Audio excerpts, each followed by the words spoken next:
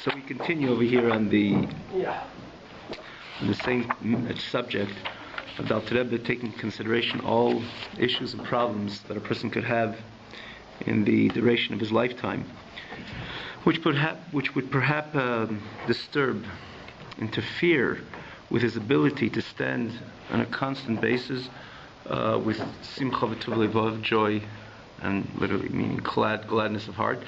Again, as Alter Rebbe pointed out, how important it is that we really can't do without it. On the battlefield and in our service to God, we can't do without the elation and positive, upbeat spirit. It's impossible to win the war with the Yetzer Hara when a person doesn't stand with this joy, with this genuine joy and genuine tev lev. In other words, secure and certain, secure with security and certainty, which would cause him to be besimcha. So there are different issues which can interfere. So Alter Rebbe dealt with the one classes before this one, dealing with physical problems that a person could have, which perhaps could bring down his spirit. The last time we learned, it was Alter Rebbe speaks about spiritual issues, which will bring down a person thinking about his past, and that could bring him down.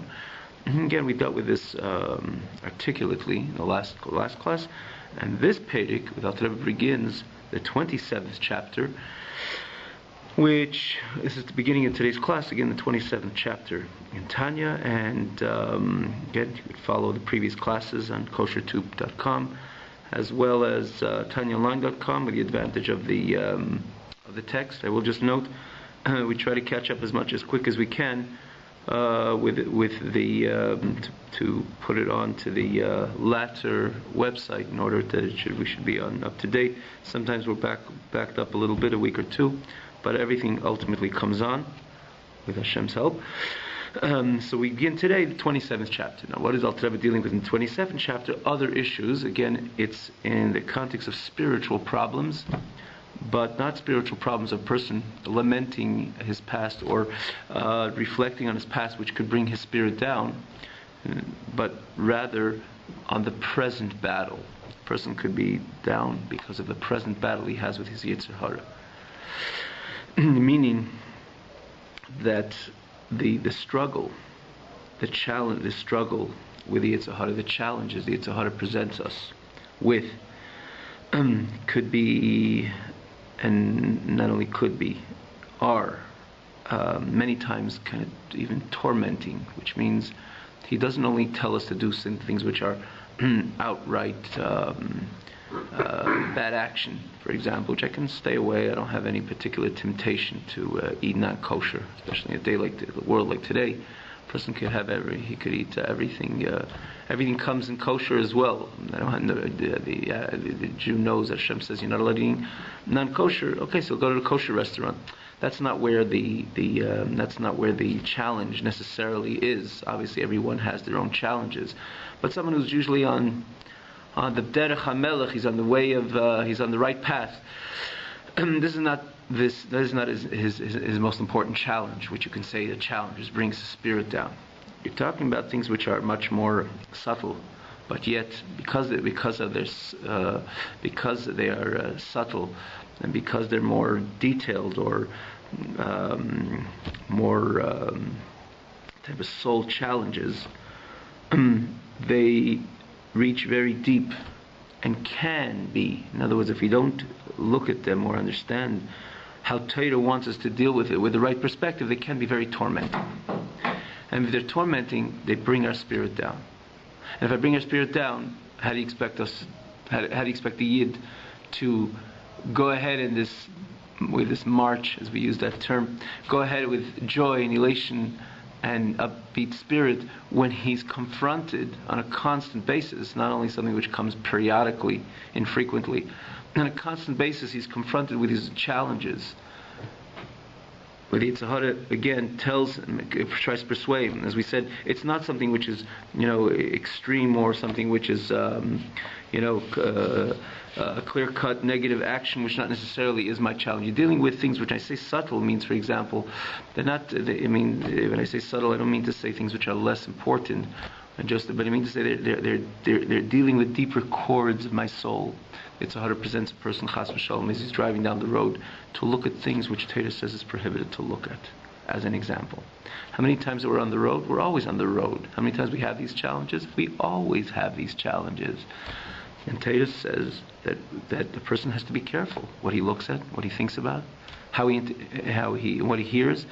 We are prohibited. One is prohibited to entertain his mind with things which are immodest, as an example, things which are provocative. And we know the eyes are one of the sirsuri, the aveda. It says it is one of the entries. It was one of the persuaders for the person to sin. And the Torah says, do not follow your hearts and your eyes, which you're inclined. The Torah uses lashon zaynim achareim, which means it's an expression which your heart has this innate, perhaps innate drive rather, to look at and internalize, entertain your mind with. That's why the lashon is zaynim achareihem, literally means what you're looking out for, but it's in the context also of the immodest, and it's a clear prosik in Torah. Like someone's not going to eat a sandwich on Yom Kippur because the Torah says you got to fast. Torah says there's rules not only of how we our interaction, nor how we relate to HaKadosh Baruch Hu in the world of action, but there are rules pertaining our speech. And someone said, "What's it?" I just said it. I just spoke a not nice word, or I spoke in an immodest manner, or I spoke lashon hara, again between man and between his fellow friend. I just said it. I didn't do anything. No, there's a whole set of rules when it comes to speech. Speech it carries a lot of weight, and speech is one of the faculties which HaKadosh Baruch Hu tells us. We have a mandate within Torah how to deal with our speech, how to exercise our speech. Certain things we're simply not allowed, is prohibited to speak. And again, in the positive, we must use our speech in different areas associated with mitzvah, with the positive mitzvahs, daven and learn and so on. So someone's going to say, okay, I'm not allowed speaking, I'll just try to be careful. So what are my thoughts? No one knows what I'm thinking. I'm just thinking. I'm entertaining my mind with certain thoughts. I'm not even speaking about it.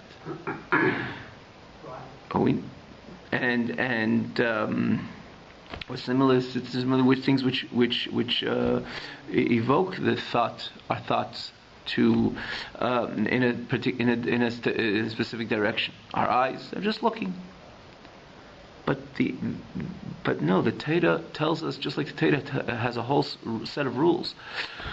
When it comes to our action, Torah has a whole set of rules when it comes to our speech. Torah has a whole set of rules when it comes to our thoughts. Clear Torah prohibition. Same Torah which tells us we have to fast, we're not turning on the light on Shabbos, we have to eat kosher. Torah says you have to make sure your mind stays pure. And it's clearly prohibited to entertain our mind with things which this what Torah says we are prohibited to entertain our mind with. And our eyes, we have to be careful again, which is the entry into our mind. Our ears, our mind. And again, in the positive, machshava plays an important role in different dimensions or different areas regarding the positive mitzvahs as well. And for that matter, even there's a whole regarding karbanis, regarding sacrifices. I'm not going to go into all the details. Pigul, which is again, where thought plays a very crucial role and makes the carbon kosher or not. Yeah. And if someone eats from it, I mean, the thought it plays similar to action and speech. Thought plays an important role in our Avodas Hashem. But because it plays an important role in Avodas Hashem, and we want to remain pure, and the Yetzer Hara has a different set of presentations. It's trying to persuade us to do that, speak that, and look there, and think that. All these that's are contrary to what Hashem wants us to do. So it's very tantalizing, it's very challenging, and it is not a question that if we don't understand how to deal with these realities, how to use the manual, let's use this term, the types of terms we used in the past, it could be very tormenting. I want to be a Fruma Yid. I want to make sure I'm aligned with what Hashem's Torah. And I try very hard, but there's certain things which are dealing more with the refined chords of my mind or my being or my soul, that it becomes very challenging and very painful in order to overcome this what Yetzer Hara presents, especially when it comes to things which are more refined, more subtle, which is like to keep a pure mind. Okay, I'm not going to eat kosher food, but I'm not going to eat the non-kosher food. I'm going to fast in Kippur, I'm fine. With that I can maintain my simcha v'tuv levav, my joy and elation of heart. But when it comes to, and even speech, I'll hold myself back. I won't talk Lashon Hara, despite it's a juicy piece and people are talking about it, or I can throw in a good word, everybody will start laughing. I can gain a certain, the Nefesh Baham is the animal soul, the Yetzer Hara can derive a lot of pleasure, but I'm going to hold myself back. That doesn't necessarily bring a person's spirit down. But when it comes to things which are more difficult, or even things I won't speak about, things which a Torah tells me I'm prohibited to speak about. Again, not only Lashon Hara between man and his fellow friend, which is ultimately a mandate, a dictate from God. God tells us we shouldn't speak Lashon Hara. But I'm going to be careful with my speech. Also not a reason for me to bring to my spirit should be brought down. And again, should be challenging in this which Alter Rebbe points out so clearly, that we have to stay on a constant basis because we're on the battlefield with joy and elation and gladness of heart. But when it comes to things which are getting more subtle, and things are much more challenging, it's a matter of controlling, my mind, my thought, my eyes, my mouth. There's an opening and closing. Shut my mouth, put my mouth closed, and I'm 100% in control, despite my temptation sometimes to speak things which are not aligned with what Hashem wants. But I could still control myself. It takes control. Everything takes control. As long as we have the Yetzer Hara telling us to go one direction, it takes effort. Why did Abish to create things like that there should be, it's a tevin, it's a hard, but we're not going there right now. Hashem wanted us to make our choice. He wanted everything to be done with our, again, the freedom of choice, which is the great gift which we have the ability to do things on our own, to demonstrate to God that despite I have this challenge, I'll do the way you want, and I won't obey it. I won't adhere to the call of the Yetzer Hara. So that's the whole reason why generally there are the two voices. But there's always two voices, and it's always a challenge. But at least when it comes to speech, I know that I can close my mouth and I have full control. But when it comes to thoughts, it comes to my eyes, there I could try, and I try so hard. But it could be very, very difficult, and that difficulty, that's where the spirit of a person could be brought down. And there's the catch-22. On one hand, it's clear that in order to overcome the Yetzer Hara, especially when it comes to these challenges of thought and speech, and even thought and eyes and ears and so on, I need to be samech. I need to be with uplifted spirits, with a certainty, with the security that I'm marching forward and not letting anything stop me. But the fact that it's such a difficult challenge, it's such a difficult war, that itself doesn't allow me to be in the right frame of mind rather, and to be in the right positive spirit in order to even overcome these challenges. So I fall back because I'm so tormented, and my falling back doesn't allow me to triumph and overcome the next presentation of the Yetzer Hara. So what am I supposed to do? And these things are questions of Evdei Hashem, true people who serve HaKadosh Baruch Hu. They really want to stay on the right path. They want to do the right thing. They really want to do the right thing. But this is really challenging. And again, how do we go about this? What do we do about it?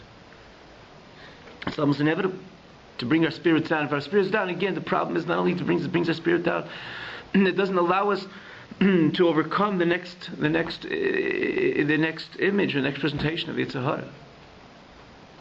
So this is one of the issues which the Alter Rebbe is going to deal with over here in this chapter, and which again follows the previous chapters, which tell the Yid that in old times we have the ability to stand with an uplifted, secure and with spirit, because that's crucial and essential to our service to God.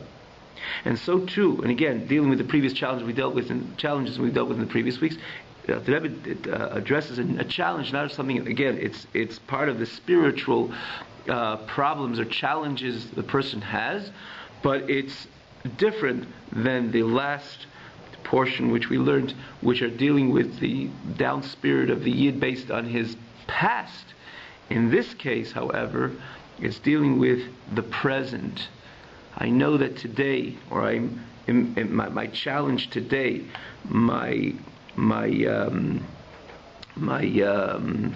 tormenting challenge today with the Yetzer Hara is bringing my spirits down. And it's sometimes a daily basis, something an hourly basis, something a minute basis, something a second basis, sometimes on a millisecond basis, because you're dealing with such a fine part of the soul, especially when it comes to vision, thought. It's not like a door I can close, perhaps. Again, on the surface it seems so. And therefore, I really want to make sure my mind is clean. And I'm told that my mind must be clean. And if Torah tells us that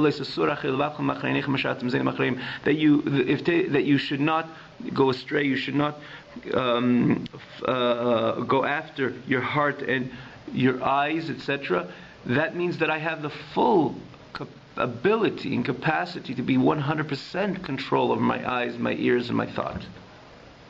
Because Torah would never ask me something I can't not to do. I cannot do. So Torah says I can, but on the other hand, it's so challenging. And if it's so challenging, and the present war, not my packages of the past, the present war is so challenging, and that itself apparently has the koach to bring the ability to bring some spirit down. It's like too much. You're on the battlefield, certainly you're conquering, you're coming, and you're gaining ground, but all of a sudden you come into a certain battle. It's just so overwhelming that you just could succumb to the pressure of the fight itself. Even you have the might, but the fight is so strong, and it's so complicated, and it's so tantalizing, and there's no end to it. I don't see an end to it. So that itself, even I have the might, that itself could bring my spirit down, that I should succumb. In other words, I should not necessarily triumph in the battle, in the war. So what do we do about it? So basically, the Alter Rebbe is going to tell us over here the problems, the reason why one cannot stand in. He feels that it, or rather, this would perhaps interfere with his simcha, with his joy and elation, and uplifted spirit in his avodas Hashem, is because there is, to some degree, there is a mistaken perspective, erroneous perspective on the onset about how he's supposed to deal with these realities. Meaning like this: once the person knows who he really is, and namely what he really is not, then it's much easier to deal with these realities and maintain a constant uplifted spirit. And how so? The problem why the person loses himself is because, first of all, he feels generally the great contradiction. He feels this dichotomy which exists within his own reality. He goes to shul, he thinks he loves God. He liked to think he loves God. He liked to think he's Ayev Hashem, Yari Hashem. He fears God, he loves God. He davens, he finds a passion in his davening. And we're not talking about people who just, extra shuckle. Their davening is just an external expression. I mean, inside, not necessarily there's a warmth or there's a true, genuine love and fear. But you're dealing with someone who's a real kosher, pnimistic yid. In other words, he's a yid which is a serious, earnest Jew, and his focus is truly on God and godliness, and namely his relationship with God. So he stands in davening. He could his heart could warm itself up. The heart can warm itself up, and with a good exercise and good davening. On the contrary, it's a good, opportune time when the person davens. It says that not only he closes himself to HaKadosh Baruch Hashem, opens windows of opportunity from above in order to enhance that relationship. Hence, the person's davening could truly be with a healthy passion. But yet, so he believes, probably this is God. I'm passionate with the Almighty. And then he goes outside. And all of a sudden he has the other presentations and he is inclined to them. He says, do I love God? Or I love things which are diametrically oppose God's reality. A sin, giving into Yetzer Hara, impurifying my eyes, my thoughts. Besides the fact the person is called a Rasha, the moment he violates not only in speech but even in his eyes and his thoughts. And it impures his soul. And yet, knowing all that, I have a lust and a temptation. And I have to control myself. And the question is, who's the real me? Do I love God or I love the antithesis to God? And that dichotomy causes the person to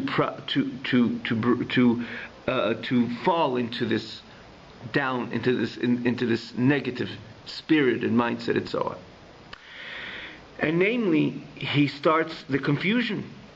He could be very confused because he really believes that the real me is when I was in shul and I was exercising a hearty relationship with God. That's the real me.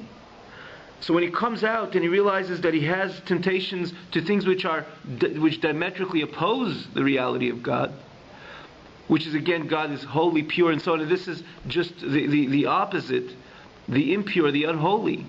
That's where this conflict or this doubt spirit could come to the surface, which naturally is very damaging in our service to God. As opposed to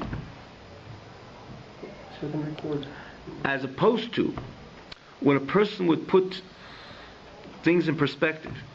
And then, or more than that, I would just add one more detail. When it comes to the challenge itself, when he's challenged and he has to pull his mind and his heart and his eyes away from something, he feels that even I won the war, even he feels he won the war, I'm really the bad guy. He might think. He or she might think, for that matter. Because when I was in shul, when I was davening, I was doing all the good stuff, I was in a world of kedusha, in a world of purity. So now, when I am challenged, first of all, like I said before, there's a problem, is like, where's the real me? But more than that, I feel the fact that I was challenged, that itself puts me in a very bad position in the face of God, in the face of myself. How is it that I had that challenge? And I had that challenge. In other words, how is it I had the challenge? I mean, to say it was an impure challenge in the onset. You know, even, or say better, even I won the challenge, but I was in an area, even for the you know, I'd like to deal with things which are holy on the onset they're holy. Yeah. My challenge with the negative, I feel that I'm already in an unholy domain. I had the challenge. The person is down. He's melancholy from the fact that, I was a good Jew and I had a passion in learning and davening, and all of a sudden I'm having a struggle with things which are so lowly. For example, take a person which is into diamonds. He's a diamond dealer. Okay, you will not catch him playing with ants. A child, for example, which doesn't have any focus or doesn't place value yet to life, immature, perhaps uneducated, you would sit in the grass and play with the ants, which is not a pleasant thing for any human being to do.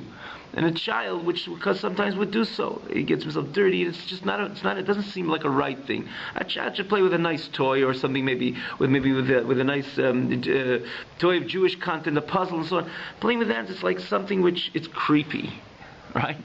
But a person matures and he's a clean person, which a clean person usually stays away from anything not dirty, the things which are dirty. And then he not only is clean, but he climbs the ladder of maturity and cleanliness and so on, and then he becomes a very he's a successful businessman. He's dealing with diamonds and things which are very have intrinsic value and so on. And then the next time he will come out to this garden, to his backyard, and suddenly he will have this temptation to play with the ants which is in the corner of his yard. But he's not going to do it, because I don't play with ants. I'm this diamond merchant. But he'll, for some reason, from his youth, whatever it is, he'll have some interest. Let's say, as an example, theoretically, he finds himself having the interest in playing with ants. He won't do so because, again, he's in a different ball game, in a different world at this time. But then he'll come back in and think, like, he will look at himself so foolishly, or he would condescend his own mitziyut. He would condescend his own posture as a human being, and question where all his achievements, that I was only in a different world. Why did I even have this temptation to take a stick and play with ants? I didn't do it because I know it's not my world. But I could lament on the fact, why did I have such a real temptation? There was a real temptation. I had to hold myself back. That could put a person into a state of real, true inner confusion. We're using an example. I don't know if it really, really happens exactly like that, but it could happen things which are similar. In this case also, the depression or the melancholy really exists of a person who's a frumiyid, and he has a passion of doing a mitzvah and learning and davening and doing all the things which are healthy, Jewish, and are divine, things which are sanctified, things which are godly. And I do have a passion doing it. And again, between me and my Creator, and me and my fellow friend, that extend a hand, be pitiful and compassionate to another. I feel myself doing all the right things. And then I go outside, I walk half a block, all of a sudden there is another challenge which is which is antithetical to everything which I was involved with till now.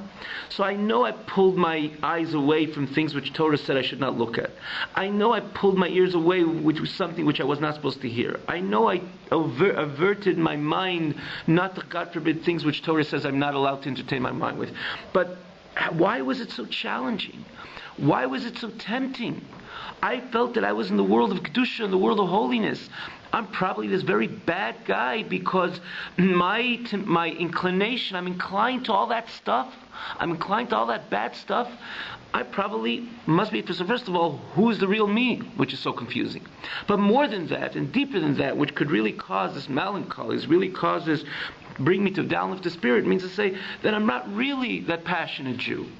Because I was innately inclined to things which were so opposite.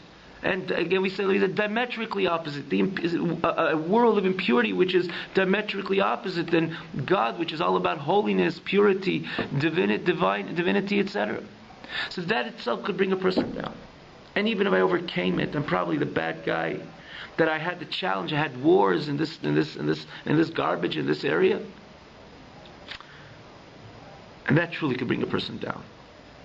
And if a person's down, again, as we said, the basis of this, just never to lose focus. I even repeat it quite a few times, but I repeat it again and again because this is the basis of the issue which Al Tirab is dealing with. And if I'll be in be down spirited, there's no question the Yetzer Hara will be able to have me in his net much quicker. I will not have the adequate ability to overcome the Yetzer Hara. Because when we're out there on the battlefield, we must stand with simcha, with joy and elation and an uplifted spirit. As opposed to a person put things in perspective. And this is the message of the Alter Rebbe. And the Alter Rebbe is telling us, don't question yourself too much. Because there are two sides to you. There's a godly soul, which is passionate only in this which is godly, only in a good davening, only in a good study of Torah, only in doing a mitzvah, and is passionate to help another person, again, ben adam l'chaver, a man and his fellow friend. That's where it derives pleasure from, and that's the only place where the godly soul derives pleasure from. Anything else which is not aligned with godliness, the Shilkis abhors, despises, is disgusted with. Yet we have a Nefesh Bahamas, we have an animal soul. And we have a Yetzer Hara. And the animal soul is inclined to anything which is animalistic. Anything which is bodily. Anything which it is innately inclined to anything which is associated with the bodily pleasures and desires and lusts and temptations. Hence, when you walk out there and you're Nefesh Bahamis and you feel you're inclined to something which is inappropriate, so don't get turned down from this. It doesn't mean you're the false Jew. No, you were a Jew who tried very hard when it came to learning not to waste a moment of your learning Torah. and to try to have the maximum intent in your prayer. And when you did a mitzvah, you did it the right way. But there's a nefesh bahamis because, again, we're dealing with the Beinoni over here. Because again, this is the message, the Sefer Shel Beinoni, the message to the average person, which has never not become the tzaddik yet. As we mentioned, that the mission of the Jew is to be a Beinoni. And remember in the previous chapters, the Beinoni is not someone who transformed his animal soul, that the enemy became completely an ally and he doesn't have any of these temptations. No, the Beinoni is somebody who never got rid of his Yetzer Hara. His Yetzer Hara is in full tact and in full swing and it has its full potency and capacity and interest to be more and more animalistic. But the Beinoni never sins once. How does that work together? Again, I'm not going to go over the important messages with Alter Rebbe elaborated and expounded so carefully in the original chapters, up till the culminating in Yud Beis, Yud Gimel, Yud Daled, which again, Yud Beis beginning the Beinoni, V'ha Beinoni, which everybody can go back to these chapters in the previous, the above-mentioned websites. Because the Beinoni and how does it go together? Not sinning once, because the Beinoni is somebody who has a temptation, perhaps to sin, but he will not listen to the Yetzer Hara. Not only in action, but in speech. A Beinoni has a temptation because he never got rid of the Yetzer Hara. The tzaddik got rid of the Yetzer Hara. And our mandate in this world not necessarily is to be the tzaddik. Our mandate in the world is to be the Beinoni, meaning to say that don't look for something which not necessarily is true. As the Alter Rebbe points out and brings certain proof that tzaddik is a certain time when HaKadosh Baruch Hu decides that he's going to upgrade you to the world of being a tzaddik, that your nefesh bahamis will be transformed, the Yetzer Hara will be transformed. And when you say Yetzer Hara being transformed, you say Yetzer Hara will not have this temptation to look at that billboard. That's a tzaddik. But we have the mandate to be Beinoni, means to say I have a nefesh alikisa, godly soul, I have a nefesh bahamis, I have an animal soul, which animal soul is driven to anything animalistic. And innately driven to anything animalistic. Or driven to anything innately animalistic. And I could still remain 100% pure of sin, meaning to say that Nefesh Bahamis could present me, do that, speak that, and he'll show me the passion, how excited it is to speak that Lashon Hara, but I will never allow myself to violate. In other words, once that temptation should cross from heart into action, from heart into speech, from heart into mind. Because the moment I allow that temptation to enter into action, speech, or mind, I'm no more a Beinoni, I'm a Rasha. Because a person sins once, may it be with action, may it be with speech, may it be with thought even. I accept deliberately a thought which is inappropriate, I'm a Rasha. The Beinoni is not a Rasha, not even one moment. Not one moment of his life is in a rush. He does every single thing that Hashem tells him to do. And he stays with him everything Hashem says he's not supposed to do. But yet he's not a tzaddik. He still has a nefesh bahamis, an animal soul, which is in full tact. Which is giving him a message which is so opposite, diametrically opposite of what the nefesh alikisa is giving him. And it could be that all his life, the Alter Rebbe said, if Eibishter decides not to upgrade him, it could be all his life he will be the Beinoni. And not necessarily the tzaddik, but a Rashi he'll never be, because he'll never allow the temptation to enter. Hence, when we look at it from that perspective, and we think about the fact that yes, I was passionate in this which was divine, noble, godly, holy, etc., and then I have other temptations and other wars and other quarrels and other challenges, it should not bring my spirit down. It's just because I have an nefesh bahamis, I have a Yetzer Hara, I have an animal soul. What I will make sure is that I do not allow the animal soul to triumph over me, which means that when the animal soul says, look at that billboard, as an example, using billboards, we're giving a shir in Tanya. The other day someone says, you mean the billboard? Yeah, well obviously, we're obviously trying the things which we're not allowed to entertain our mind with. I will not give in. But shall we know, and this is one of the punchlines that Alter Rebbe is saying over here, that shall we know that when we have the ability, or rather when we're tested to speak something, or let's focus on this pasuk, to look at something which is inappropriate, where the Beinoni has the Beinoni has the temptation or arouses within us a temptation to look at something, and I say no to that Yetzer Hara, to the Beinoni, it shouldn't be a reason for me to be sad. Quite on the contrary, it should be a reason for me to be sameach, to be joyful, because at that moment, as the Gemara says, when a person Yashav, the Gemara says Yashav Le'avar Aved, a person had a temptation to do a sin, and he sat and he did not do the sin. They give him reward as if he does a mitzvah. So instead of being sad about that challenge, quite on the contrary, I have to know that the challenges will exist. I will be because I'm a Beini, I'm not a tzaddik. Again, one could look at the whole arichas, the whole elaboration of this topic in the earlier chapters, but in this case, in this context, it will never interfere my joy and elation and uplifted spirit, because I know that I have an animal soul, I know I have a Yetzer Hara, and because I have a Yetzer Hara, these things will exist, but not that will exist that I will accept them deliberately, because once I accept an inappropriate thought deliberately, I'm no more a Beinoni, I'm a Rasha. But I will make sure to be a Beinoni all the time. And if I'll make sure to be a Beinoni all the time, I will not allow that temptation to ultimately be realized, be actualized in my system, meaning to say I will turn my eyes away from it, I will turn my ears away from something that I'm not allowed to listen to, I will turn my thoughts, despite an entertaining thought will come around, I will turn my thoughts away. And when I do so, it's not a reason for me to be sad. Quite on the contrary, I should be sameach, because in that moment, which I did not give in to my Yetzer Hara, I have fulfilled the mitzvah of which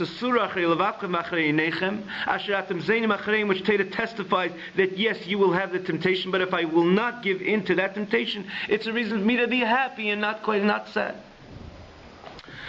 So once we understand that it's about an Aveda, it's a service which should bring me, it could contribute to my simcha, so then when I exercise, when we look at things in the right perspective, then at that time, at that moment, or that exercising this understanding, what the Eibishter wants from us in this pasuk, not to bring us down, but quite on the contrary, he gives us certain challenges that we are able to overcome. And the more difficult the challenge, the more reward the Yid gets.